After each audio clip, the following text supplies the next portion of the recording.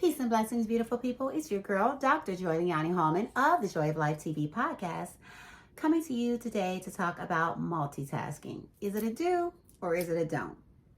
Turns out multitasking is a don't. Absolutely. Under no circumstances. I have a saying, you all cannot make me multitask, and I won't. And so what does that mean? It means that I have to spend more time in the present moment. And so what can that look like, right?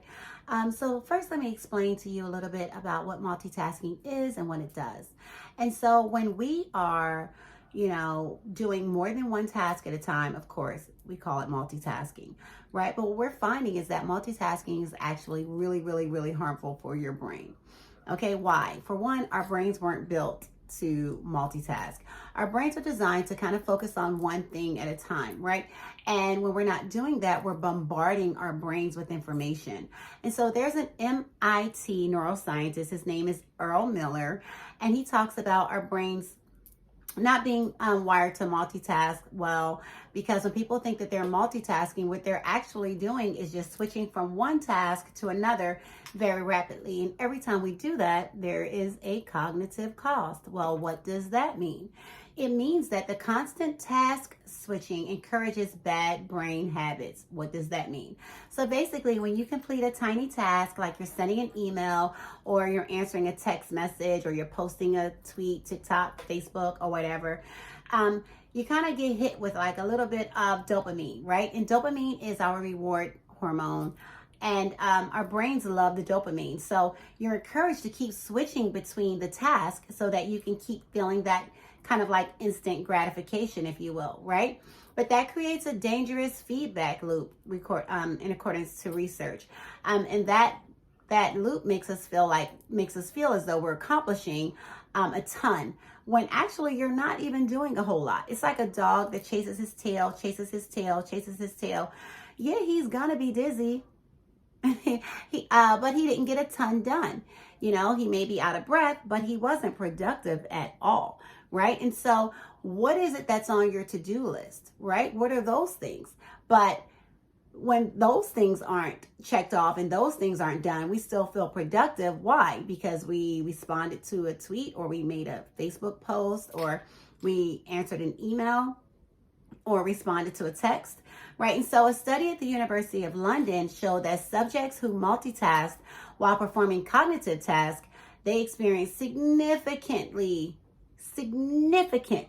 drops in their IQ. And in fact, the IQ drops were similar to those that you see when individuals skip a night of sleep or smoke marijuana. Now that is a little troubling, right? And so multitasking has also been found to increase production of cortisol. And as we all know, that's the stress hormone, right? And so having your brain constantly shift gears, it pumps up stress and it tires you out and makes you feel like you're exhausted. Like, I'm just exhausted. Like, I can't take on anything else. I don't have the mental capacity to deal with anything else.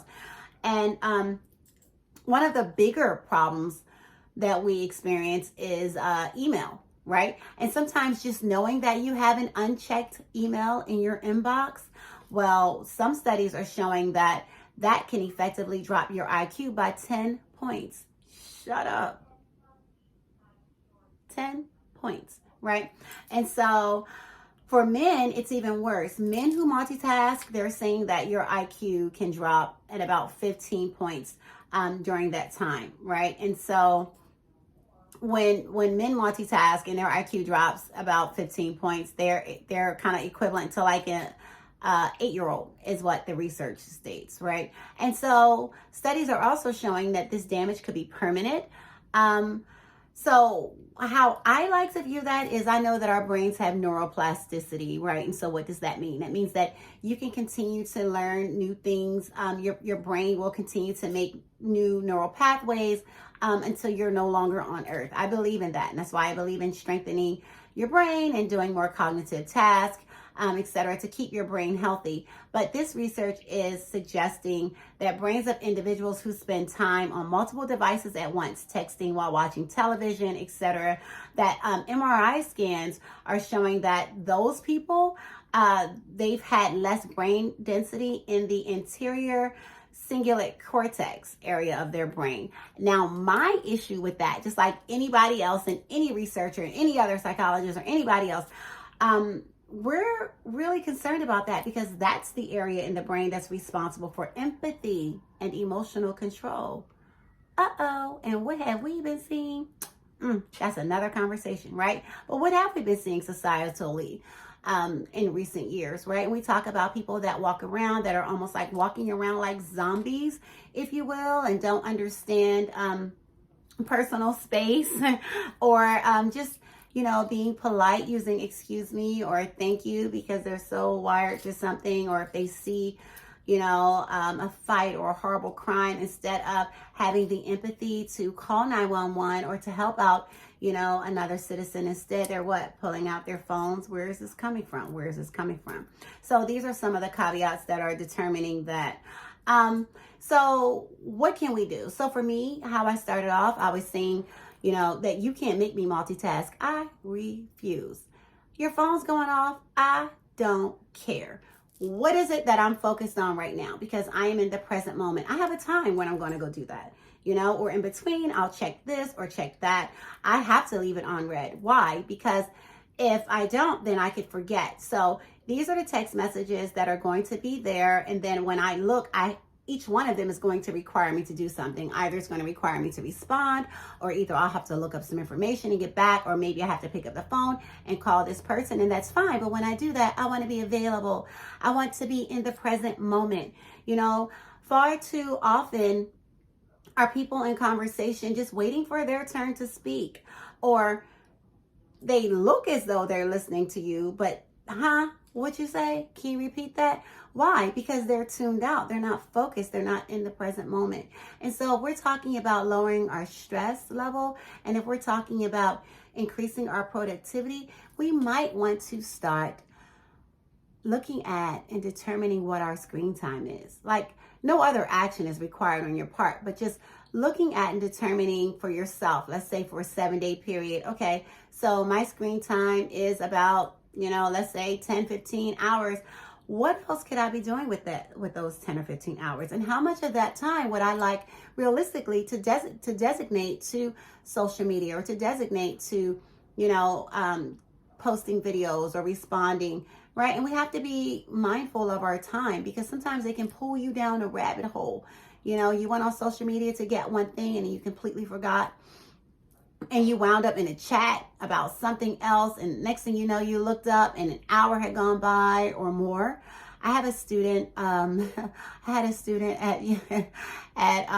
a college I taught at shortly before the pandemic, and she said that she went to work one day and she was in an argument in a group chat, and before she knew it, 8 hours went by in her shift. What? She said, I had missed a whole day. Like, I was at work, but I wasn't at work because I was arguing. First of all, how do you end an argument for 8 hours? But no judgment. She was arguing for 8 hours. So I just like us to take a step back and look at ourselves. Like, who am I? Where am I? What is my purpose? What is it that I would like to have for myself? My past does not get to determine the trajectory of the rest of my life and what I get to have and do and be and say and become, right? I get to start again. I get to start today. So what do I want to do? Maybe I want to first get a good night's sleep. Maybe I want to drink some water. Maybe I want to stretch. Check out our Green Tea and Stretch With Me 7-day series. We stretch to one song in the morning to get your day started. Maybe you want to write affirmations. Maybe you want to go into prayer if you're a praying person. Maybe you want to meditate. Maybe you want to sit with your crystals. Maybe you want to do the things that bring you more joy so that you can center yourself. And maybe you like to write down, okay, I'll check my emails at 9, noon, 3, and 6. Maybe I'll check my texts every hour on an hour. Maybe I will fill in the blank, but you need to determine it for yourself. If every time your phone goes off, you're picking your phone up, you're picking your phone up, you're picking your phone up, you're picking your phone up, what are you really doing? Where's your attention really going? Are you really focused in the present moment, or are you waiting for your dopamine to be released so that you can feel as though you've completed a task when nothing in reality got done? So I'm Dr. Joy Liani Hallman of the Joy of Life TV podcast, and I hope this information is helpful to you. And remember, no one can make you multitask. You are enough. You have enough. There isn't anything else that you need to have, say, be, or do. You get to be present in this present moment. This is the gift. So more of you and less of being scattered all over the place, multitasking. Have a beautiful, blessed day.